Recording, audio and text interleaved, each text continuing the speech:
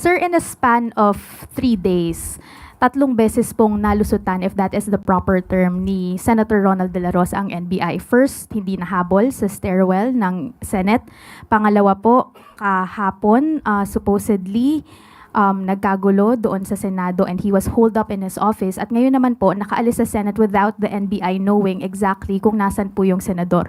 To what do you attribute these lapses or these discrepancies? Hindi naman po siguro lapses. Ano po, there's our operational requirement po. Number one, yung doon po sa Senado nung hindi po siya na-aresto. Naikwento ko na po yan eh. Kaya ka po ako humihiling ng buong kopya ng CCTV mula nung dumating siya sa parking kung kanino siya nakasakay na sasakyan hanggang sa pumasok. Dahil lang nakita na lang po nating video, yung takbuhan na lang yung habulan.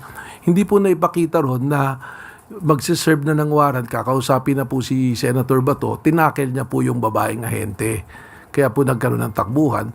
At nung nagdeklara po ang Senado na protective custody nila si Senator Bato, minabuti po namin na irespeto yung sinabi na yun ng Senado sapagkat ang respeto po natin sa co-equal branch po na executive ay nandoon.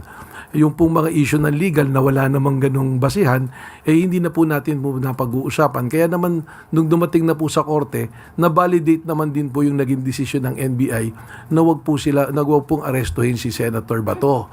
Ito naman pong pangalawa, ganoon na rin po yun, karugtong na meron pong pending na kaso sa Supreme Court and the strict instruction is wag pong arestuhin. And at the same time, ang gusto po ng ating pong pamahalaan, i-maintain na yung peace and order, mataas na po masyado yung po bang pagtatalo-talo, pag-aaway-away ng iba't ibang grupo.